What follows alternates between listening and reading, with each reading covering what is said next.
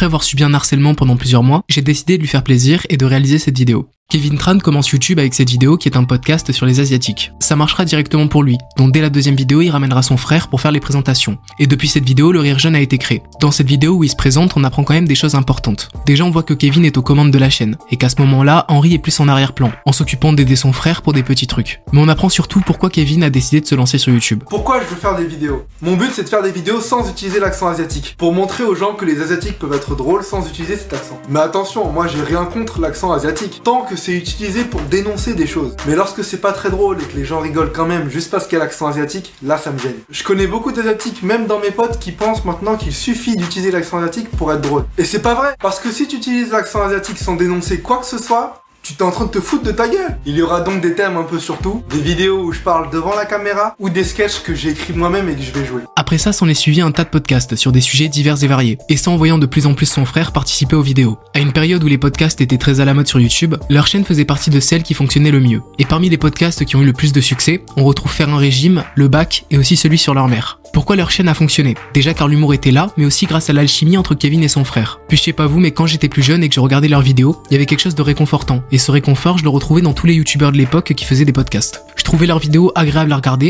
et il pouvait même m'arriver de les regarder plusieurs fois. Si vous suivez un petit peu YouTube il y a quelques années, vous connaissez sûrement la YT Fam, qui est un collectif de plusieurs youtubeurs, dont Kevin et son frère faisaient partie. Ce collectif avait pour but de réunir les créateurs qui se développaient le mieux sur la plateforme, pour faire des vidéos ensemble dans le but d'avoir encore plus de visibilité. Au fur et à mesure que la chaîne a évolué, il y a eu certains projets qui ont vu le jour, comme le Shoujon, qui a été lancé sur une seconde chaîne en 2015. À chaque épisode du Shoujon, Kevin sélectionnait 3 vidéos sur internet, pour les critiquer et faire des blagues dessus. Cette chaîne permettait à Kevin d'avoir un contenu plus simple à réaliser, et de poster plus régulièrement car il y avait quand même une vidéo par semaine. Bien que ce projet tenait à cœur à Kevin, je crois que celui dont il était le plus fier, c'était de son manga Ki et I. Kevin dessine depuis tout petit, et avant d'être youtubeur, il souhaitait surtout être mangaka. Donc aller au bout de ce projet l'a rendu extrêmement fier. Il avait d'ailleurs fait une vidéo pour donner plusieurs détails sur son manga, et en même temps en faire la promotion. Donc mon manga s'appelle Ki et Hi. C'est l'histoire de deux frères complètement tarés, un grand gros, Ki, et un petit maigre, Hi. Ils vivent ensemble dans le plus petit village d'un royaume en forme de panda et passent leur temps à se disputer. Ki adore martyriser Hi parce qu'il ne peut pas se défendre, et ce dernier quant à lui préfère se venger en utilisant des méthodes plus sournoises, puisqu'il est dépourvu de force physique. J'ai voulu peindre dans ce manga toutes les nuances qui existent dans une relation entre deux frères. Ça va de la rivalité, la jalousie, les bagarres, jusqu'à la protection, la complicité et l'amour. Si vous avez un frère ou une sœur, vous vous reconnaîtrez pas mal dedans, et si vous n'en avez pas, c'est pas grave parce que c'est un manga comique avec beaucoup de blagues, très inspiré de Shin-chan et Dr. Slump. J'ai beaucoup varié les styles des chapitres, par exemple il y en a un où vous êtes le héros, un autre où il n'y a pas de dialogue, c'est que par le dessin que vous comprenez ce qu'il s'y passe, 24 pages couleur aussi sur papier glacé.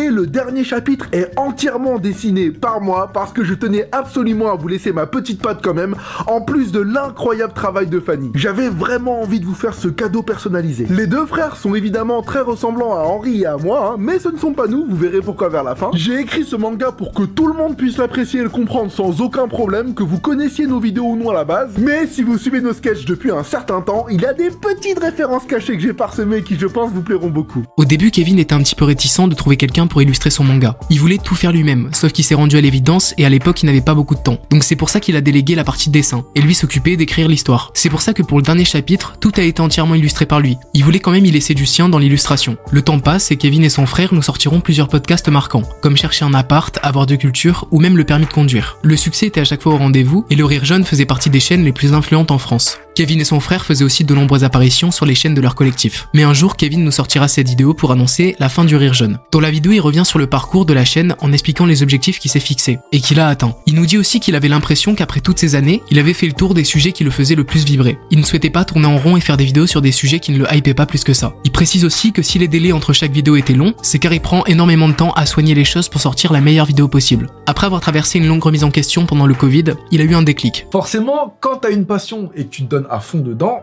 t'as envie qu'un maximum de personnes puissent découvrir ou apprécier ton travail. Et l'anglais, c'est la langue universelle, donc si t'es bilingue, c'est un peu con de pas tenter quelque chose.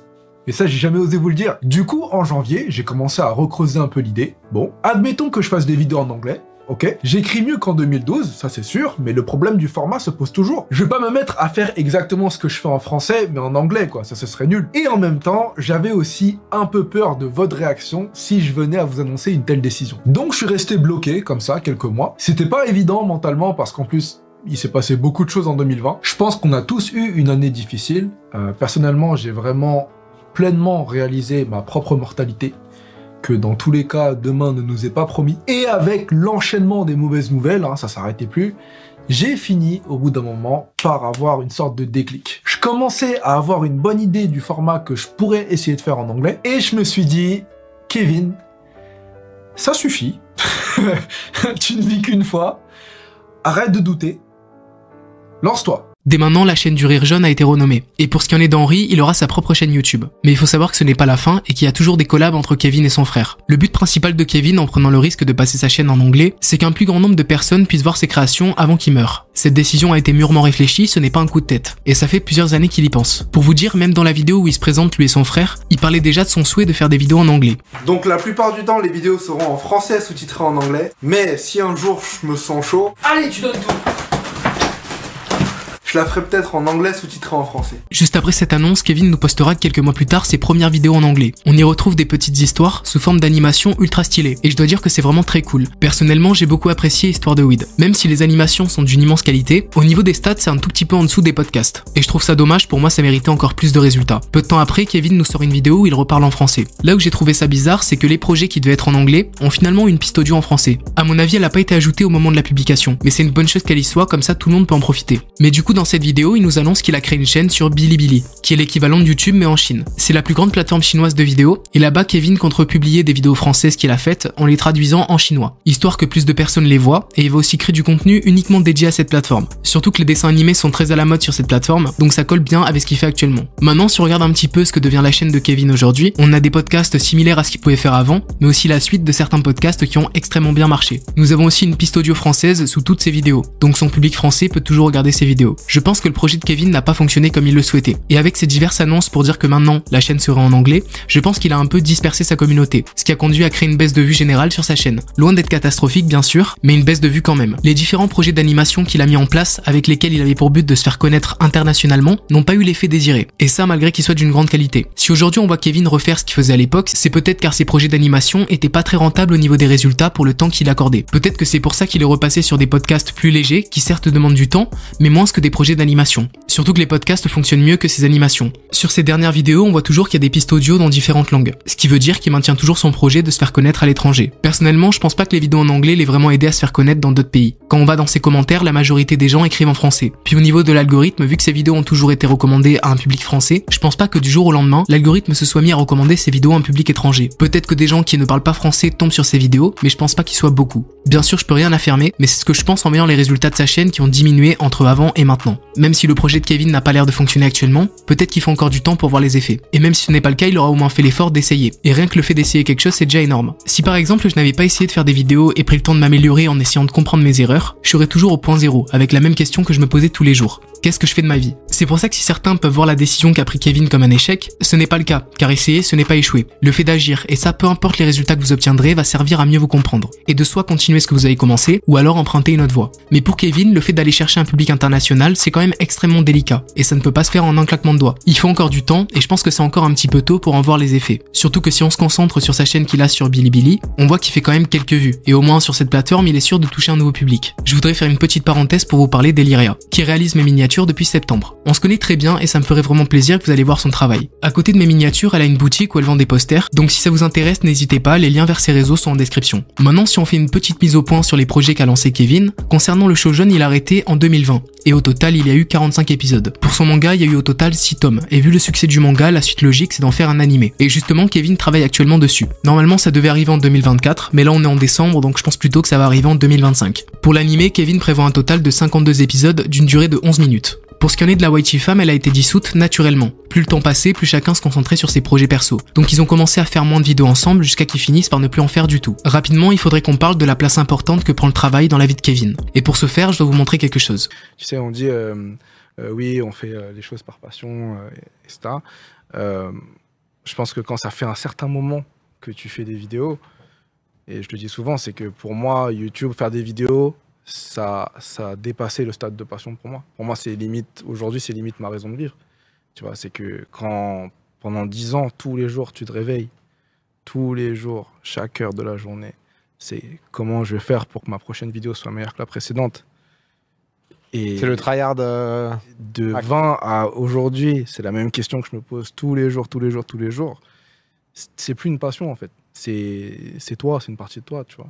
Donc, Bah écoute. Vous voyez à quel point Kevin a toujours été un acharné du travail, et à quel point il a toujours cherché à se dépasser, à se challenger, limite un peu trop, quitte à parfois s'oublier. Si vous connaissez bien le rire jaune, vous connaissez certainement ces vidéos emblématiques. Dans cette vidéo, Kevin nous explique qu'il a commencé à prendre de plus en plus de poids, et qu'à force un régime s'imposait. Il a réussi à maigrir à l'aide d'un programme intensif, sauf que plus le temps passait, et dans ces vidéos, les gens ont vu qu'il reprenait du poids. Et ce qui faisait partie de ses objectifs, comme le fait de se maintenir et de mieux manger, eh bien il n'a pas réussi à les respecter, et Kevin montera jusqu'à 120 kg. Depuis, il a sorti une deuxième vidéo sur faire un régime. Dans cette vidéo, on apprend plusieurs choses, comme la cause de sa prise de poids. Il nous dit avec humour que ce n'est pas à cause de son excès de travail et de stress, alors qu'à l'époque il devait à la fois gérer ses 2 chaînes YouTube, celle où il avait les podcasts et celle du show jeune, mais il y avait aussi l'écriture de son manga qui lui prenait du temps, et ses études. Car malgré le succès qu'il avait sur YouTube, il n'a pas voulu stopper ses études d'ingénieur pour prouver à sa mère qu'il était capable. Durant cette période, il était très stressé et dormait très peu, et son réconfort était principalement dans la nourriture. Franchement, je pense que l'excès de travail et le stress, plus le fait qu'il manque de sommeil, ont vraiment joué dans sa prise de poids. Même si pour lui ce serait uniquement dû à une mauvaise alimentation, évidemment ça l'est, mais si en plus de ça il manque de sommeil et travaille trop, bah ça peut faire partie des raisons qui ont fait qu'il a pris du poids. Dans la vidéo, il nous dit qu'il a souhaité de nouveau maigrir pour une question de santé, car à 120 kg quand il a fait une prise de sang, il y avait plein de trucs qui allaient pas comme son cholestérol. Cette fois-ci, pour maigrir, il va s'y prendre autrement. Vu qu'il a de l'argent et qu'il peut se le permettre, il s'est réservé un coach et un cuisinier pour l'aider à maigrir. Chaque jour, son coach lui envoie ses programmes et son cuisinier lui envoie ses plats. Tout arrive directement chez lui et Kevin n'a qu'à faire réchauffer. Les repas sont équilibrés et bien préparés,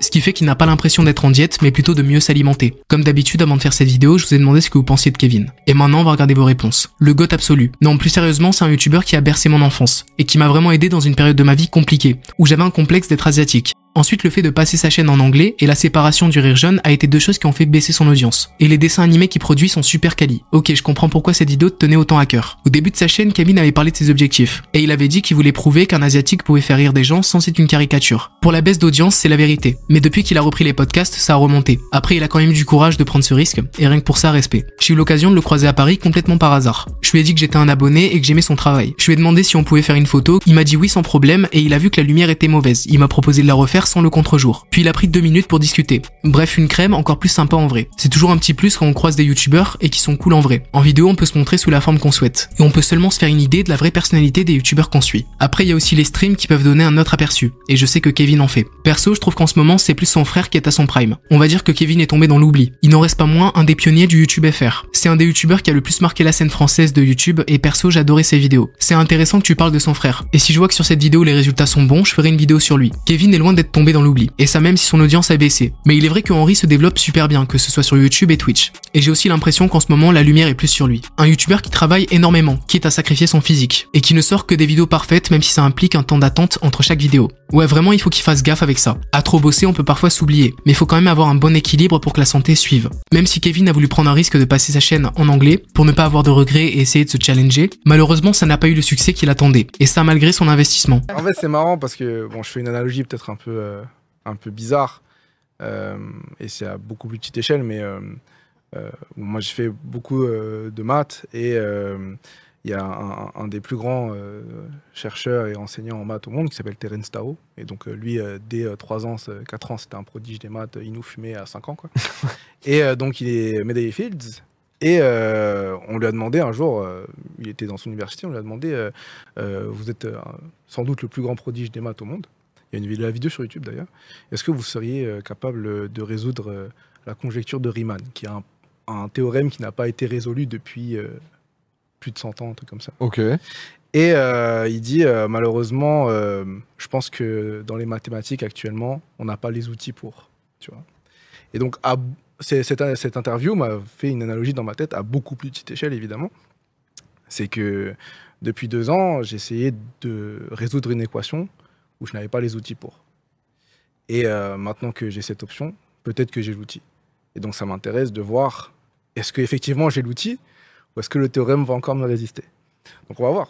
Mais t'as une vision des choses qui est hyper intéressante. Eh bien, il semblerait que même en ayant les outils à disposition, il n'ait pas réussi à résoudre cette équation. C'est pour ça que maintenant, il se concentre sur ce qu'il sait faire de mieux, en allant dans la continuité de ce qu'il a mené au succès, sans totalement délaisser son envie de se faire connaître dans plusieurs pays, car il continue de doubler ses vidéos dans plusieurs langues. Voilà pour ce qui en est de Kevin Tran, j'espère que cette vidéo vous aura plu et j'ai hâte de voir vos retours en commentaire.